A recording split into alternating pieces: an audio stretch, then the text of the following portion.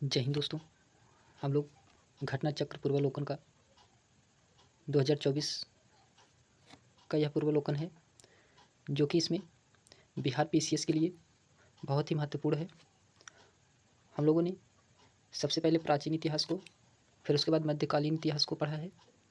उसके बाद हम लोग आधुनिक इतिहास में 50 क्वेश्चन तक सॉल्व कर लिए हैं। उसके आगे से चलिए देखते हैं। क्वेश्चन नंबर 51 है कि निम्नलिखित में से कौन सा आयोग 1857 के विद्रोह दमन के बाद भारतीय फौज के नव संगठन से संबंधित है। तो 1857 के विद्रोह के दमन के बाद भारतीय फौज के नव संगठन से संबंधित है, कौन सा था? तो ये पील आयोग था। ऑप्शन नंबर इसमें बी सही है, पील आयोग। फिर इसके बारे में जानते हैं। ये 1857 के विद्रोह के दमन के बाद ब्रिटिश सरकार ने भारतीय फौज के नवगठन के लिए एक पील आयोग का गठन किया, जिससे सेना के रेजिमेंटों को जाति, समुदाय और धर्म के आधार पर विभाजित किया। यूरोपीय सैनिकों की संख्या 1857 से पूर्व 45,000 थी। जो यूरोप के सैनिक थे उनकी संख्या 1857 के पहले 45,000 थी, अब उसे बढ़ा करके 65,000 कर दिया गया था। तथा भारतीय सैनिकों की संख्या में 2,38,000 थी, उसे घटा करके 1,40,000 कर दिया। तो यूरोपीय सैनिकों को बढ़ा दिया गया और भारतीय सैनिकों को घटा दिया गया। ये 1857 क्रांति के बाद। फिर उसके बाद आता है इसमें कि बंगाल में यूरोपीय सैनिकों का भारतीय सैनिकों में 1:2 का अनुपात रखा गया, जबकि मद्रास तथा बम्बई में यह अनुपात 1:3 का रखा गया।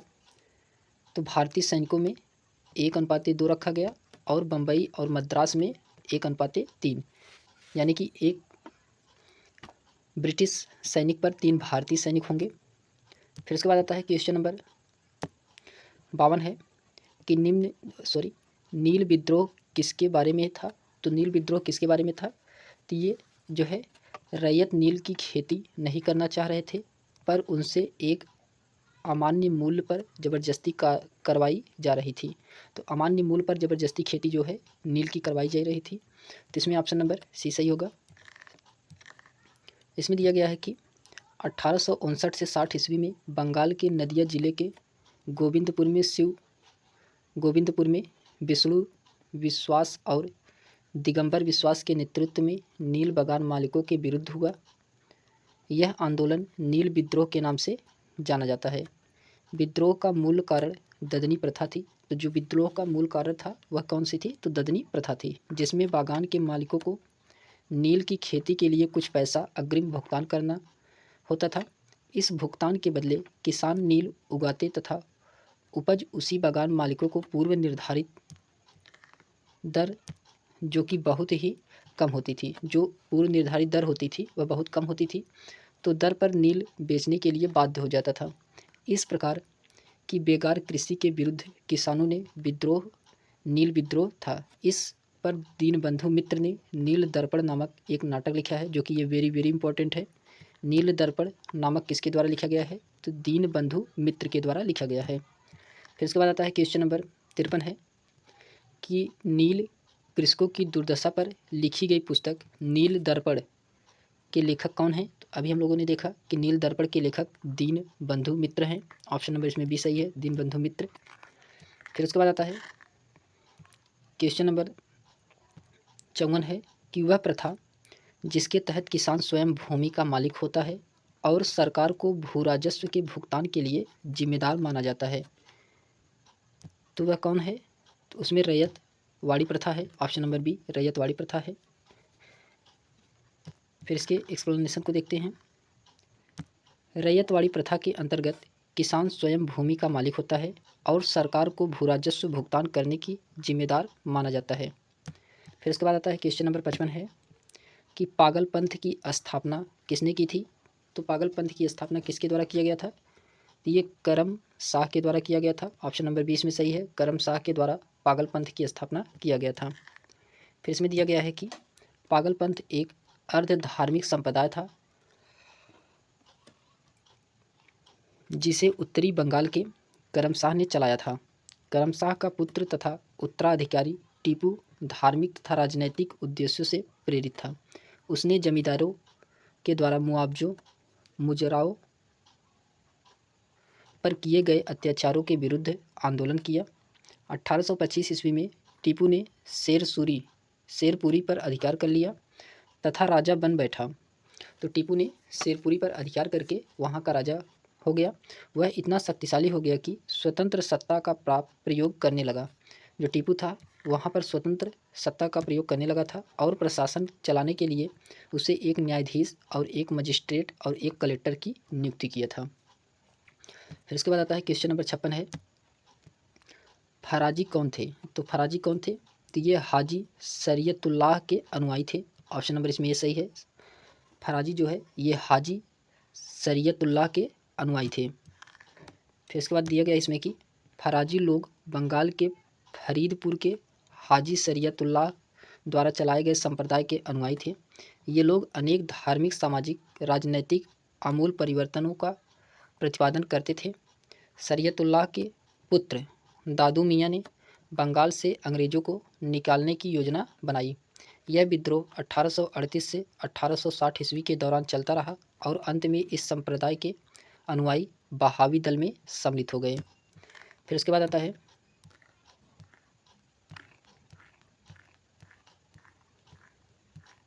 क्वेश्चन नंबर 57 है, फैराजी आंदोलन की शुरुआत किसने की?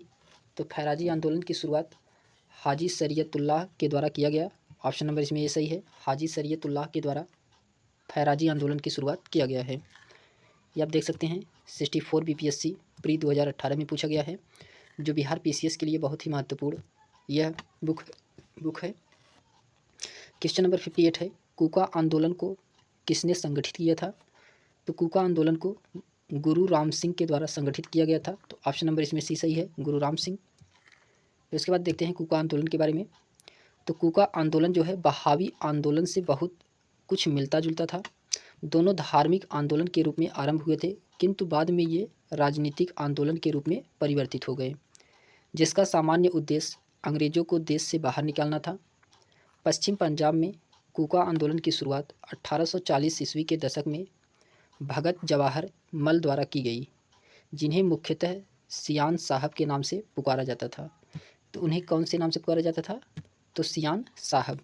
गुरु राम सिंह ने कूका आंदोलन को संगठित किया था तथा जुझारू बनाया। इसका उद्देश्य सिख धर्म से प्रचलित बुराइयों और अंधविश्वासों को दूर कर इस धर्म को शुद्ध करना था।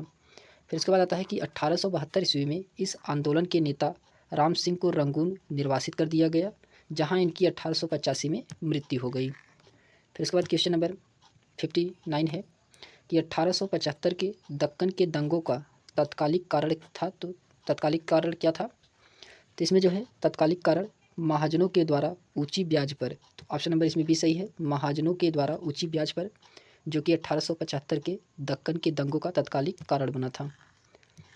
फिर इसमें दिया गया है कि 1875 के दक्कन विद्रोह के अनेक कारण थे, जैसे महाजनों द्वारा ऊंची ब्याज दरें और कृषकों का अस्थायी रूप से कर्जदार होना, भू राजस्व की ऊंचाई ब्याज दर, कृषकों की अशिक्षा और गरीबी के कारण उनके खेत, घर आदि को गिरवी रखकर ऋण प्राप्त उसने हस्ताक्षर करवाया और न्याय व्यवस्था की जटिल एवं खर्चीली प्रणाली के कारण किसानों को अपने हित की रक्षा करने में विफल हो गए। इन परिस्थितियों पर 1875 और 76 में अकाल कृषकों की ऋण को शोध क्षमता को पूरी तरह खत्म कर दिया। दूसरी तरफ भूमि के मूल्यों में गिरावट के कारण साहूकार ऋणों की वसूली में शीघ्रता करने लगे। इस तरह महाजनों के द्वारा ऊंची ब्याज दर पर वसूली, जो कि इस दक्कन का तत्कालीन कारण बना था। तो दक्कन का विद्रोह का तत्कालीन कारण ऊंची ब्याज दर के कारण ही बना था। फिर इसके बाद आता है क्वेश्चन नंबर 60 है कि महाराष्ट्र में रामोसी कृषक जत्था किसने स्थापित की थी? तो ये रामोसी कृषक जत्था वासुदेव बलवंत फड़के के द्वारा स्थापित किया गया था। ऑप्शन नंबर इसमें सी सही है। प्रारंभिक क्रांतिकारियों में अग्रणी वासुदेव बलवंत फड़के, जो कि ये 1845 से 83 ईस्वी के बीच ये बम्बई प्रेसिडेंस के रामोसी जनजाति के लोगों को संगठित करके प्रशिक्षित लड़ाकू बल पर परिवर्तन किया। इन्हें काला पानी की सज़ा दी गई तथा 1883 में आमरण अनशन से इनकी मृत्यु हो गई। फिर उसके बाद आता है क्वेश्चन नंबर 61 है कि रामोसी विद्रोह सही रूप से किस भौगोलिक इलाके में हुआ था। तो रामोसी विद्रोह किस भौगोलिक इलाके में हुआ था? तो ये पश्चिमी घाट में हुआ था। ऑप्शन नंबर इसमें डी सही है, पश्चिमी घाट में। फिर उसके बाद इसमें दिया गया है कि पश्चिमी घाट में रहने वाले रामोसी जाति के लोगों ने 1822 ईस्वी में अपने नेता सरदार चितरून सिंह के नेतृत्व में रामोसी विद्रोह किया था। तो किसके नेतृत्व में? तो चितरू सिंह के नेतृत्व में। रामोसियों ने सतारा के आसपास के क्षेत्र को लूटा और किलों पर भी आक्रमण कर दिया। फिर उसके बाद आता है 1825 से 26 ईस्वी में भयंकर अकाल और अन्नाभाव के कारण इन्होंने उमाजी नेतृत्व में पुनः विद्रोह किया था। फिर उसके बाद आता है क्वेश्चन नंबर 62 है कि बेघारा विद्रोह कहाँ हुआ था। तो बघेरा विद्रोह जो है यह बड़ौदा में हुआ था। ऑप्शन नंबर इसमें डी सही है, बड़ौदा में बघेरा विद्रोह हुआ था। फिर इसमें दिया गया है कि बघेरा विद्रोह 1818 ईस्वी में अंग्रेज़ सरकार के विरुद्ध किया गया।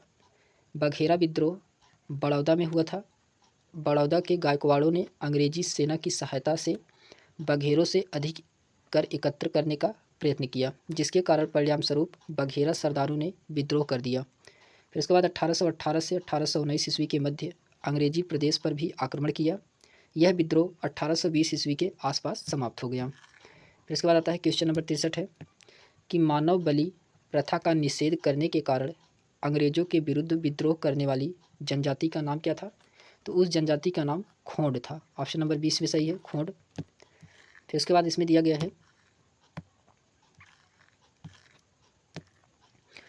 है कि खोंड जनजाति के लोग तमिलनाडु से लेकर बंगाल और मध्य भारत तक फैले विस्तृत पहाड़ी क्षेत्रों में रहते थे और पहाड़ी क्षेत्रों होने के कारण वे वस्तुतः स्वतंत्र थे। इन्होंने 1837 में 1856 ईस्वी तक अंग्रेजों के विरुद्ध विद्रोह किया। इस आंदोलन का नेतृत्व युवा राजा के नाम से चक्र बिसोई ने किया था। तो किसके द्वारा? चक्र बिसोई के द्वारा। विद्रोह का मुख्य कारण, तो विद्रोह का जो मुख्य कारण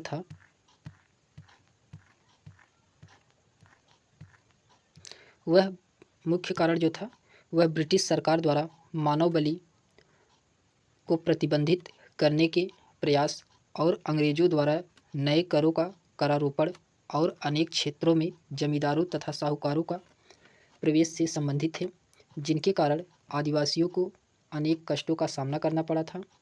अंग्रेजों ने एक मरीहा एजेंसी गठित की। तो अंग्रेजों के द्वारा एक मरीहा एजेंसी का गठन किया गया, जिसके विरुद्ध खोड़ों ने विद्रोह किया, परंतु 1855 ईस्वी में चक्र बिसोई विलुप्त हो गया, जिसके बाद यह आंदोलन समाप्त हो गया। फिर उसके बाद आता है क्वेश्चन नंबर 64 है कि छोटा नागपुर जनजाति विद्रोह कब हुआ था। तो छोटा नागपुर जनजाति विद्रोह यह जो है इसमें जो है बिहार पीसीएस के द्वारा सटीक आंसर नहीं दिया गया है, तो इसके बारे में देखते हैं हम लोग। छोटा नागपुर विद्रोह, तो छोटा नागपुर जनजाति विद्रोह के नाम से कोई विद्रोह नहीं हुआ था, फिर भी इस क्षेत्र में हुए विद्रोह की एक लंबी श्रृंखला है जिसे अलग अलग नामों से जाना जाता है। तो इसमें जो तिथि दिया गया है, इसमें कोल विद्रोह 1831 से 32 तक चला था, संथाल विद्रोह 1855 से 56 तक चला था और मुंडा विद्रोह 1899 ईस्वी तक चला था। फिर उसके बाद आता है क्वेश्चन नंबर 65 है कि 1855 ईस्वी में संथालों ने किस अंग्रेज कमांडर को हराया था। तो ये मेजर बारू थे। तो मेजर बारू को 1855 ईस्वी में संथालों के द्वारा हराया गया था। तो ऑप्शन नंबर इसमें सी सही है। फिर उसके बाद आता है इसमें कि 1855 ईस्वी में संथालों ने भागलपुर क्षेत्र के बोगनाडीह तालुके में एक विद्रोह कर दिया था, जिन्होंने एक साथ पुलिस और ये डाकुओं पर आक्रमण किए, जिसका नेतृत्व सिद्धो, कान्हो, चंद और भैरव ने किया था। इसका नेतृत्व किसके द्वारा किया गया था। तो सिद्धो के द्वारा, कान्हो के द्वारा और चांद के द्वारा और भैरव के द्वारा। संथाल विद्रोह को दबाने के लिए मेजर बारो के नेतृत्व में एक सेना भेजी गई, जिसे संथालों ने हरा दिया था। फिर उसके बाद आता है क्वेश्चन नंबर 66 है, ये 1855 में संथाल विद्रोह का नेतृत्व किसने किया था। तो 1855 में संथाल विद्रोह का नेतृत्व किसके द्वारा किया गया था। तो ये किया गया था सिद्धो और कान्हो के द्वारा। ऑप्शन नंबर इसमें ये सही है, सिद्धो और कान्हो के द्वारा किया गया था। फिर इसके बाद आता है क्वेश्चन नंबर 67 है, मुंडाओं ने विद्रोह खड़ा किया था, तो कब खड़ा किया था? तो ये 1895 में। ऑप्शन नंबर इसमें डी सही है, 1895 में खड़ा किया था। फिर इसमें दिया गया है कि मुंडा आदिवासियों का विद्रोह 1899 से 1900 ईस्वी के बीच हुआ। इसका नेतृत्व बिरसा मुंडा ने किया था। मुंडा जाति में सामूहिक खेती का प्रचलन था, लेकिन जागीरदारों ने, ठेकेदारों, बनियों और सूदखोरों ने सामूहिक खेती की परंपरा पर हमला बोला।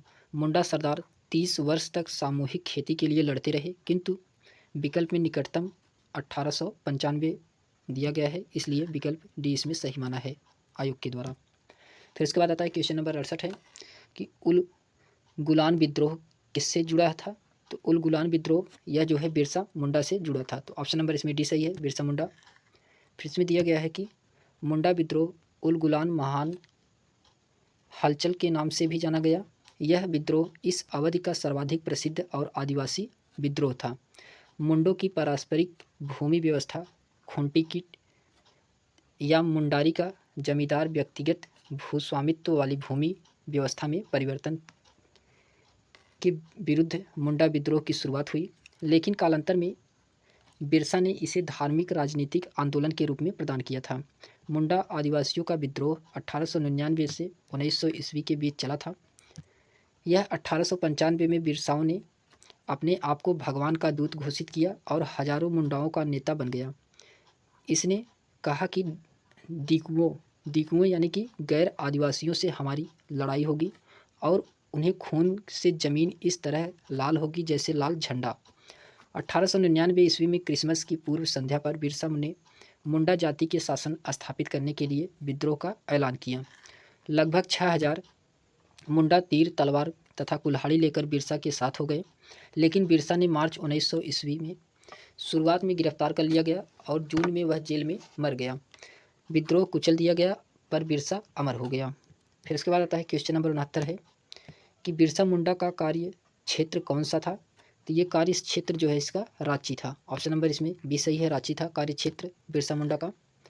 इसमें दिया गया है कि बिरसा मुंडा का कार्य क्षेत्र रांची से लेकर भागलपुर तक था। बिरसा मुंडा का मुख्य उद्देश्य जनजातियों में समाज सुधारक करना और इन्हें ब्रिटिश सत्ता से दूर रखना था।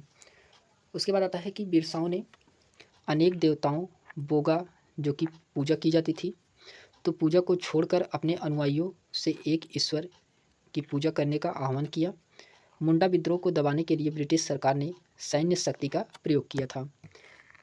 फिर उसके बाद आता है इसमें दिया गया है कि क्वेश्चन नंबर 70 है, 1899 से 1900 ईस्वी के बीच मुंडा क्रांति का नेता कौन था? तो मुंडा क्रांति का नेता था वह बिरसा मुंडा था। तो इसमें ऑप्शन नंबर सी सही है, बिरसा मुंडा था। फिर उसके बाद आता है क्वेश्चन नंबर 71 है कि बिरसा मुंडा किसके पक्ष में थे?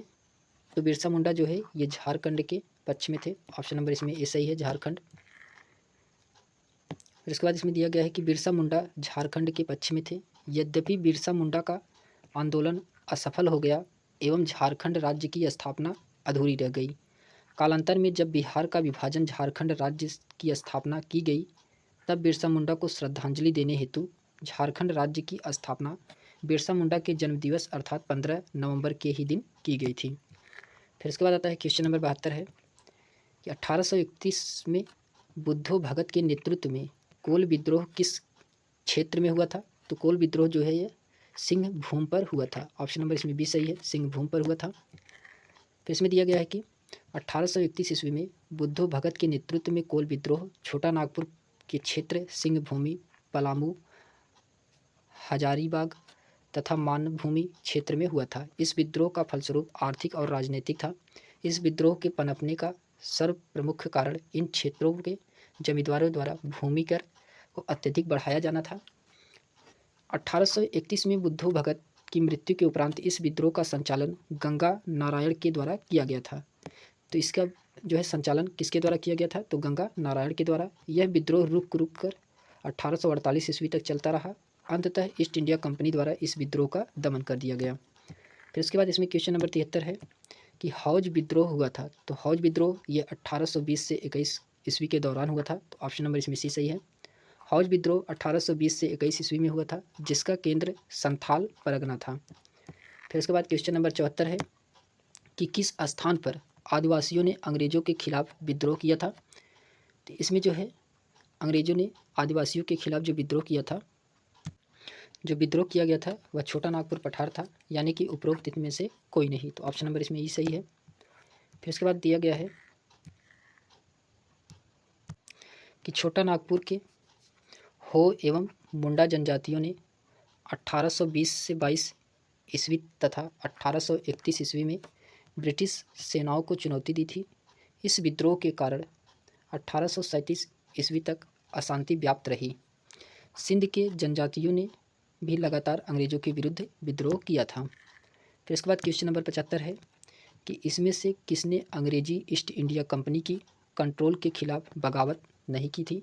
तो किसके द्वारा नहीं किया गया था। तो इसमें जो है हैदराबाद के निज़ाम के द्वारा। ऑप्शन नंबर इसमें बी सही है। हैदराबाद के निज़ाम के द्वारा जो है अंग्रेजी ईस्ट इंडिया कंपनी के कंट्रोल के खिलाफ बगावत नहीं की गई थी। फिर इसमें दिया गया है कि हैदराबाद के निज़ाम को छोड़कर उपरोक्त सभी राज्य विजयनगरम के राजा, तमिलनाडु के पोलीगार, त्रावणकोर के दीवान वेलुथम्पी जो है ब्रिटिश ईस्ट इंडिया कंपनी के नियंत्रण के खिलाफ विद्रोह किया था, केवल हैदराबाद के निज़ाम को छोड़ करके। फिर इसके बाद आता है क्वेश्चन नंबर 76 है बंकिम चंद्र चटर्जी ने आनंद मठ में किस विद्रोह का उल्लेख किया है। तो ये सन्यासी विद्रोह का। ऑप्शन नंबर इसमें ये सही है। तो बंकिम चंद्र चटर्जी ने आनंद मठ में किस विद्रोह का उल्लेख किया है। तो सन्यासी विद्रोह का उल्लेख किया है। ये 67th बीपीएससी प्री 2022 में पूछा गया है। फिर इसके बाद आता है क्वेश्चन नंबर इसमें इसके एक्सप्लेनेशन को देखते हैं। तो बंकिम चंद्र चटर्जी कृत आनंद मठ का कथानायक सन्यासी विद्रोह पर आधारित है। वंदे मातरम की गीत आनंद मठ से लिया गया है। फिर इसके बाद आता है क्वेश्चन नंबर 77 है कि अफगानिस्तान के प्रति आक्रामक नीति किस वायसराय ने अपनाई थी। तो ये लॉर्ड लिटन के द्वारा अपनाया गया था। ऑप्शन नंबर इसमें बी सही है। लॉर्ड लिटन, ये 2017 में पूछा गया क्वेश्चन है। इसमें 1876 ईस्वी में लॉर्ड लिटन के वायसराय बनकर आने पर अफगानिस्तान के प्रति अपनाई गई नीति में परिवर्तन आया। कुशल आक्रमणता की नीति के स्थान पर अग्रगामी नीति का अनुसरण होने लगा। उसके बाद 1878 ईस्वी में द्वितीय आंग्ल अफगान युद्ध शुरू हो गया और 1879 ईस्वी में गंडमंक की संधि की गई। फिर उसके बाद क्वेश्चन नंबर 78 है 1878 का वर्नाकुलर प्रेस एक्ट किसने रद्द किया था। तो ये लॉर्ड रिपन के द्वारा रद्द किया गया था वर्नाकुलर प्रेस एक्ट, जो कि ये 1878 ईस्वी में रद्द किया गया था। तो ऑप्शन नंबर इसमें ये सही है। फिर उसके बाद आता है इसमें लॉर्ड रिपन ने 1882 में वर्नाकुलर प्रेस एक्ट को रद्द कर दिया। भारतीय भाषाओं के समाचार पत्रों को अंग्रेजी भाषा के समाचार पत्रों के समान ही स्वतंत्रता दे दी गई। वर्नाकुलर प्रेस एक्ट 1878 ईस्वी में लॉर्ड लिटन के कार्यकाल, जो कि 1876 से 1880 ईस्वी में पारित हुआ था। इस अधिनियम को मुंह बंद करने वाला अधिनियम कहा गया। इस अधिनियम का सबसे घिनौना पक्ष यह था कि इसके अनुसार देश की भाषा तथा अंग्रेजी भाषा के समाचार पत्रों में भेदभाव किया जाता था और इसे आपराधिक को अपील करने का अधिकार नहीं था। इस एक्ट के द्वारा जिला मजिस्ट्रेट को यह अधिकार था कि वह किसी भी भारतीय भाषा के समाचार पत्र से बॉन्ड पेपर पर हस्ताक्षर करवा ले।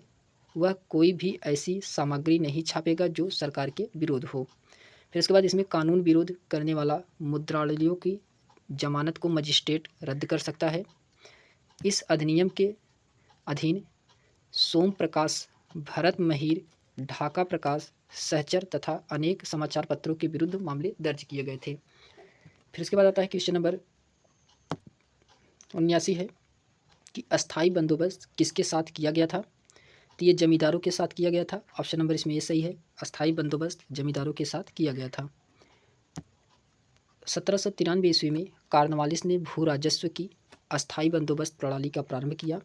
इसे इस्तमरारी, जागीरदारी, मालगुजारी एवं बीसवेदारी आदि विभिन्न नामों से जाना जाता है।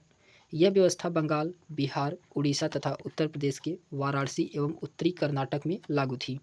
इसके अंतर्गत समूचे ब्रिटिश भारत के क्षेत्रफल का लगभग 19% हिस्सा शामिल था। इस व्यवस्था के अंतर्गत जमींदारों का एक नया वर्ग भूस्वामी घोषित कर दिया गया, जिसे भूमि लगान के 10/11 भाग कंपनी को देना था तथा 1/11 भाग अपनी सेवाओं के लिए अपने पास रखना था। अस्थायी बंदोबस्त के अंतर्गत जमींदारों के छोटे पूंजीपति थे।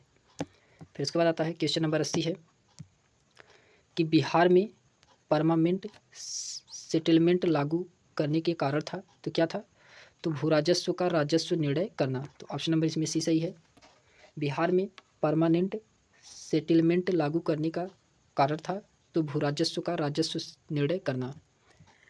फिर इसमें दिया गया है कि लॉर्ड कॉर्नवालिस के समय भू राजस्व व्यवस्था आरंभ में 10 वर्षीय व्यवस्था के रूप में 1790 ईस्वी में लागू की गई थी, जो 22 मार्च 1793 को परमानेंट सेटलमेंट या अस्थायी बंदोबस्त के रूप में स्थापित हुई थी। इस व्यवस्था को बिहार में लागू करने के कारण जमींदारों के लिए जमीन पर वंश परंपरागत अधिकार के स्वेच्छा से हस्तांतरित करना तथा मूल कारण कंपनी के लिए भू राजस्व की एक निश्चित राशि तय करना था। फिर उसके बाद आता है क्वेश्चन नंबर 81 है कि रैयतवाड़ी व्यवस्था सर्वप्रथम कहाँ लागू की गई थी? तो ये मद्रास में लागू किया गया था। ऑप्शन नंबर इसमें भी सही है। मद्रास में रैयतवाड़ी व्यवस्था सबसे पहले लागू की गई थी। ये 67 बीपीएससी प्री 2022 में पूछा गया क्वेश्चन है। तो रैयतवाड़ी व्यवस्था सर्वप्रथम मद्रास प्रेसिडेंसी में अलेक्जेंडर रीड के द्वारा 1792 में तमिलनाडु के 12 महल क्षेत्र में लागू किया गया। इसके बाद यह व्यवस्था बम्बई प्रेसिडेंसी में भी लागू हुई। टॉमस मुनरो का संबंध रैयतवाड़ी व्यवस्था से ही है। फिर उसके बाद आता है क्वेश्चन नंबर 82 है, रिक्त स्थानों की पूर्ति कीजिए। तो में बंगाल और बिहार में भू राजस्व भूमि पर किराएदारों के अधिकारों को बंगाल किराएदारी अधिनियम द्वारा किया गया था। तो ये किया गया था 1885 में 1885 में किया गया था। तो इसमें जो है ऑप्शन नंबर सही है 1885। फिर उसके बाद इसमें दिया गया है कि 1793 ईस्वी में लॉर्ड कॉर्नवालिस द्वारा अस्थायी बंदोबस्त को लागू किया गया, जिसे जमींदारों को कोई अधिकार प्रदान किए। 19वीं शताब्दी तक आते आते भूमि की मांग बढ़ने लगी और भूमि मालिकों ने किराए में बढ़ोतरी की। यह समय किसान विद्रोह का था। इसी बीच बंगाल सरकार ने बिहार में बंगाल किराएदारी अधिनियम 1885 लागू किया, जिसमें भूमि मालिकों और किराएदारों को अधिकारों को परिभाषित किया गया था। फिर उसके बाद आता है क्वेश्चन नंबर 83 है कि सत्यार्थ प्रकाश की रचना किसने की थी? तो सत्यार्थ प्रकाश की रचना स्वामी दयानंद सरस्वती के द्वारा किया गया था। ऑप्शन नंबर इसमें सी सही है, सॉरी डी सही है। फिर उसके बाद आता है इसमें कि मूल शंकर, जो कि स्वामी दयानंद सरस्वती का नाम था, जन्म 1824 ईस्वी में गुजरात की मौरवी रियासत के निवासी एक ब्राह्मण कुल में हुआ था और उन्होंने 1860 ईस्वी में मथुरा में स्वामी विरजानंद जी से वेदों की शुद्ध अर्थ तथा वैदिक धर्म के प्रति अगाध श्रद्धा प्राप्त की। 1867 में उन्होंने पाखंड खंडनी पताका लहराई। 1875 में उन्होंने बम्बई में आर्य समाज की स्थापना की। उनके विचार के प्रसिद्ध पुस्तक सत्यार्थ प्रकाश में वर्णित है। इनके जो है अन्य रचनाएं हैं पाखंड खंडन, वेदभास भूमिका, ऋग्वेद भाष्य, अद्वैत मंत्र का खंडन, पंच महायज्ञ विधि तथा वल्लभाचार्य मत खंडन, जो कि ये प्रमुख इनकी रचनाएं थी। फिर इसके बाद आता है क्वेश्चन नंबर 84 है कि अमृत बाजार पत्रिका की स्थापना किसने किया था? तो अमृत बाजार पत्रिका की स्थापना किसके द्वारा किया गया था? तो ये किया गया था शशि कुमार घोष के द्वारा किया गया था। ऑप्शन नंबर इसमें डी सही है, शशि कुमार घोष। अमृत बाजार पत्रिका की स्थापना मोतीलाल घोष तथा शशिर कुमार घोष ने 1868 ईस्वी में कलकत्ता में की थी। प्रारंभ में यह बंगाली भाषा में प्रकाशित होती थी। 1878 ईस्वी में देसी भाषा प्रेस अधिनियम से बचने के लिए रातों रात अंग्रेजी भाषा के रूप में रूपांतरित हो गई। गिरीश चंद्र घोष ने बंगाली का प्रकाशन 1862 ईस्वी में शुरू किया, जिसे 1879 ईस्वी में S.N. बनर्जी ने ले लिया। हिंदू पैट्रियाट की स्थापना गिरीश चंद्र घोष ने की थी। बाद में हरीश चंद्र मुखर्जी इसके संस्थापक बने थे। फिर उसके बाद क्वेश्चन नंबर 85 है कि निम्न अखबारों में से कौन सा मुख्यतः उदारवादियों की नीति का प्रचारक था? तो ये कौन थे? तो लीडर थे। ऑप्शन नंबर 20 में सही है लीडर। इसमें जो है फ्री प्रेस जनरल एक न्यूज़ एजेंसी थी। यंग इंडिया एक साप्ताहिक पत्रिका थी जिसे महात्मा गांधी प्रकाशित करते थे। लीडर से समाचार पत्र के संपादक मदन मोहन मालवीय थे। मालवीय उदारवादी दल के नेता थे। इसके माध्यम से उदारवादी अपनी नीतियों का प्रचार करते थे। फिर उसके बाद क्वेश्चन नंबर 86 है कि 19वीं शताब्दी के धर्म एवं समाज सुधारकों आंदोलनों की जनसंख्या किस वर्ग को मुख्यतः आकर्षित किया था। तो इसमें किस वर्ग को मुख्यतः आकर्षित किया गया था। तो इसमें जो थे बुद्धिजीवी थे, नगरीय उच्च जातियाँ थी और निर्धन सर्वसाधारण वर्ग थे। तो इन तीनों थे, जबकि उदार रजवाड़े ये नहीं थे। इसमें जो है ऑप्शन नंबर सी सही है। फिर इसके बाद इसमें दिया गया है कि 19वीं सदी के धार्मिक एवं सामाजिक सुधार आंदोलन भारत के इतिहास में विशेष स्थान है, जिसने जहां एक ओर धार्मिक एवं सामाजिक सुधारों का आह्वान किया, वहीं दूसरी ओर इसने भारत के अतीत को उजागर कर भारतवासियों के मन में आत्मसम्मान और आत्मगौरव की भावना जगाने की कोशिश की। इसने बुद्धिजीवी, नगरीय उच्च जातियों एवं निर्धन सर्वसाधारण वर्ग को अपनी ओर आकर्षित किया था। फिर उसके बाद आता है क्वेश्चन नंबर 87 है कि भारतीय पुनर्जागरण आंदोलन के पिता कौन थे। तो ये राजा राम मोहन राय थे, भारतीय पुनर्जागरण आंदोलन के पिता। तो ऑप्शन नंबर इसमें डी सही है। फिर उसके बाद आता है राजा राम मोहन राय को भारतीय पुनर्जागरण का पिता, भारतीय राष्ट्रवाद का पैगंबर, अतीत और भविष्य के मध्य सेतु, भारतीय राष्ट्रवाद का जनक, आधुनिक भारत का पिता, प्रथम आधुनिक पुरुष तथा युगदूत कहा गया है। तो राजा राम मोहन राय को क्या क्या कहा गया है। तो भारतीय पुनर्जागरण का पिता कहा गया है, भारतीय राष्ट्रवाद का पैगंबर कहा गया है, अतीत और भविष्य के मध्य सेतु कहा गया है, भारतीय राष्ट्रवाद का जनक कहा गया है, आधुनिक भारत का पिता और प्रथम आधुनिक पुरुष तथा युगदूत कहा गया है। फिर इसके बाद क्वेश्चन नंबर 88 है कि निम्नलिखित में से कौन आत्मीय सभा के संस्थापक थे। तो ये राजा राम मोहन राय थे, ऑप्शन नंबर ए सही है। आत्मीय सभा के संस्थापक राजा राम मोहन राय थे। इसमें दिया गया है कि हिंदू धर्म में एकेश्वरवादी मत का प्रचार करने के लिए 1815 ईस्वी को राजा राम मोहन राय ने अपने युवा समर्थकों के सहयोग से आत्मीय सभा की स्थापना की। इन्होंने मूर्ति पूजा की आलोचना और सप्रमाण सहित विचार व्यक्त किया कि हिंदुओं के सभी प्राचीन मौलिक धर्म ग्रंथों ने एक ब्राह्मण का उपदेश दिया है। इसके समर्थन में उन्होंने वेदों और पंचमुख उपनिषदों का बंगाल भाषा में अनुवाद किया। फिर इसके बाद आता है क्वेश्चन नंबर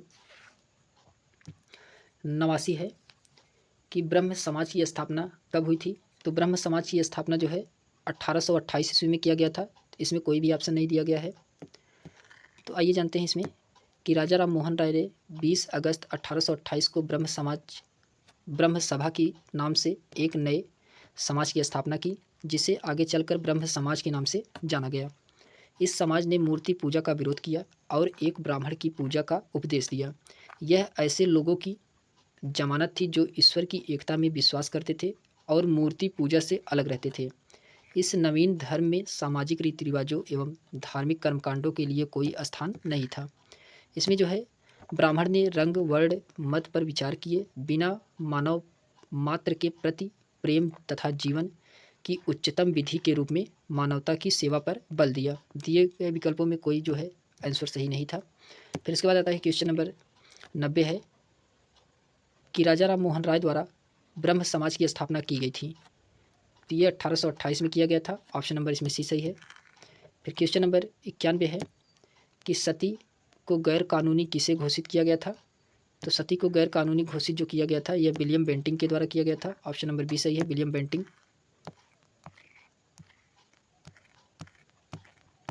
फिर उसके बाद आता है इसमें लॉर्ड विलियम बेंटिंक दिसंबर 1829 में नियम 17 द्वारा सती प्रथा प्रतिबंध लगा दिया गया। प्रारंभ में यह कानून केवल बंगाल प्रेसिडेंसी में लागू किया गया, परंतु 1830 में इसे बम्बई मद्रास प्रेसिडेंसियों में भी लागू किया गया। फिर उसके बाद आता है क्वेश्चन नंबर 92 है कि प्रार्थना समाज के संस्थापक कौन थे। तो आत्माराम पांडुरंग जो कि ये प्रार्थना समाज के संस्थापक थे। ऑप्शन नंबर इसमें पहला सही है। इसमें दिया गया है कि प्रार्थना समाज की स्थापना 1867 ईस्वी में बम्बई में आचार्य केशव चंद्र सेन ने प्रेरणा से आत्माराम पांडुरंग द्वारा की गई थी। महादेव गोविंद रनाडे इस संस्था से 1869 से जुड़े थे। इस संस्था का प्रमुख उद्देश्य जाति प्रथा का विरोध, पुरुष स्त्री कि विवाह की आयु में वृद्धि, विधवा विवाह एवं स्त्री शिक्षा को प्रोत्साहन देना था। रानाडे का सामाजिक सुधार आंदोलन 19वीं शताब्दी तक सफलतापूर्वक जारी रहा। क्वेश्चन नंबर 93 है कि 19वीं शताब्दी के उत्तरार्ध में नव हिंदूवाद के सर्वश्रेष्ठ प्रतिनिधित्व कौन थे? तो ये स्वामी विवेकानंद थे। ऑप्शन नंबर इसमें बी सही है, स्वामी विवेकानंद। स्वामी विवेकानंद ने 1897 ईस्वी में रामकृष्ण मिशन की स्थापना की। अपने गुरु की स्मृति में की थी। इन्होंने संन्यास धारण करके धार्मिक ग्रंथों का विशद अध्ययन किया। अपने गुरु की शिक्षाओं की व्याख्या को साकार करने का श्रेय स्वामी विवेकानंद 1862 से 1902 ईस्वी को है। इन्होंने इस शिक्षा का साधारण भाषा में वर्णन किया। स्वामी विवेकानंद इस हिंदू धर्म के प्रचारक के रूप में उभरे। 1893 में वे शिकागो गए, जहां उन्होंने पार्लियामेंट ऑफ द रिलीजन में अपना सुप्रसिद्ध भाषण दिया। इस भाषण में उन्होंने पश्चिम संसार में सामने पहली बार भारत की संस्कृति को महत्व को प्रभावकारी तरीके से प्रस्तुत किया। इसके पश्चात उन्होंने अमेरिका और इंग्लैंड में भ्रमण किया और हिंदू धर्म का प्रचार किया। फिर उसके बाद स्वामी जी ने हिंदू धर्म के इस पक्ष मुझे मत छेड़ो की बहुत ही भर्त्सना की। इसके अनुसार हिंदू धर्म अब केवल खान पान तक ही सीमित रह गया था। वह निर्धनों के धनियों द्वारा शोष पर धर्म की चुप्पी से बहुत अप्रसन्न थे। उनके अनुसार भूखे व्यक्ति धर्म की बात करना ईश्वर तथा मानवता का अपमान है। विवेकानंद ने कोई राजनीतिक संदेश नहीं दिया, परंतु फिर भी उन्होंने अपने लेखों और भाषणों द्वारा नई पीढ़ी को अपने भूतकाल में एक नवीन आत्मगौरव की भावना जगाई। वह एक पक्के देशभक्त थे। सुभाष चंद्र बोस उनके बारे में कहा था कि जहाँ तक बंगाल का संबंध है, हम विवेकानंद को आधुनिक राष्ट्रीय आंदोलन का आध्यात्मिक पिता कह सकते हैं। फिर इसके बाद आता है इसमें क्वेश्चन नंबर 94 है कि इसमें किसने 1893 में शिकागो में आयोजित धर्म संसद में भाग लिया था? तो स्वामी विवेकानंद ने लिया था। ऑप्शन नंबर बी सही है, स्वामी विवेकानंद। फिर इसके बाद आता है क्वेश्चन नंबर 95 में है कि स्वामी विवेकानंद ने रामकृष्ण मिशन की स्थापना किस वर्ष किया था? तो 1897 में। ऑप्शन नंबर डी इसमें सही है। स्वामी विवेकानंद दक्षिणेश्वर के स्वामी कहे जाने वाले रामकृष्ण परमहंस के परम शिष्य थे। उनके बचपन का नाम नरेंद्र नाथ दत्त था। आगे चलकर वे स्वामी विवेकानंद जो कि 1863 से 1902 ईस्वी के नाम से प्रसिद्ध हुए। उन्होंने रामकृष्ण के संदेश को विश्व में फैलाया। रामकृष्ण मिशन के सिद्धांतों का आधार वेदांत दर्शन है। मिशन मनुष्य की सेवा को ईश्वर की सेवा मानता है, क्योंकि मनुष्य की आत्मा परमात्मा का अंश है। क्वेश्चन नंबर 96 है कि दयानंद सरस्वती द्वारा स्थापित है क्या है? तो आर्य समाज। ऑप्शन नंबर इसमें बी सही है, आर्य समाज। दयानंद सरस्वती का नाम जो है मूल शंकर है। 1875 ईस्वी में बंबई में आर्य समाज की स्थापना की, जिसका मुख्य उद्देश्य प्राचीन वैदिक धर्म की शुद्ध रूप से पुनः स्थापना करना था। आर्य समाज आंदोलन का प्रसार प्रायः पश्चात भाव की प्रक्रिया के रूप में हुआ था। इसमें जो है 1877 ईस्वी में आर्य समाज का मुख्यालय जो है लाहौर में स्थापित किया गया, जिसके उपरांत आर्य समाज का अधिक प्रचार हुआ। शुद्ध वैदिक परंपरा विश्वास के चलते स्वामी जी ने पुनः वेदों की ओर चलो का नारा दिया। स्वामी दयानंद सरस्वती का उद्देश्य था कि भारत को धार्मिक, सामाजिक तथा राष्ट्रीय रूप में एक कर दिया जाए। धार्मिक क्षेत्र में वह मूर्ति पूजा, बहुदेववाद, अवतारवाद और पशु बलि, श्रद्धा, तंत्र मंत्र तथा झूठे कर्मकांडों को स्वीकार नहीं करते थे। वह वेदों को ईश्वरीय ज्ञान मानते थे तथा उपनिषद काल तक साहित्य को स्वीकार करते थे। आर्य समाज के नियम तथा सिद्धांत सबसे पहले बंबई में गठित किए गए थे। फिर इसके बाद पुनः उन्हें 1877 ईस्वी में लाहौर में संपादित कर एक निश्चित रूप दिया गया। आर्य समाज का प्रचार प्रसार पंजाब में अत्यधिक सफल रहा।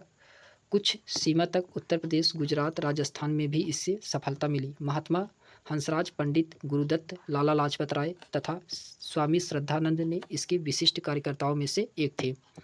फिर इसमें आता है कि 1892 से 93 में आर्य समाज दो गुटों में बढ़ गया। एक गुट पश्चात शिक्षा का समर्थक था, जबकि दूसरा गुट जो है पश्चात शिक्षा का विरोधी था। फिर उसके बाद इसमें दिया गया है कि शिक्षा के विरोध में स्वामी श्रद्धानंद, लेखराज और मुंशीराम प्रमुख थे।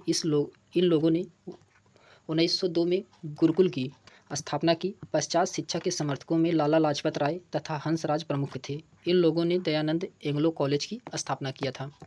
फिर क्वेश्चन नंबर इसमें 97 है कि किसने 1873 में सत्य शोधक समाज की स्थापना किया था। तो ये ज्योतिबा फूले के द्वारा किया गया था। ऑप्शन नंबर 20 में सही है। 1873 में सत्य शोधक समाज की स्थापना ज्योतिबा फूले ने किया था। इनका जन्म 1827 ईस्वी में एक माली के घराने में हुआ था। इन्होंने शक्तिशाली गौरव ब्राह्मण आंदोलन का संचालन किया।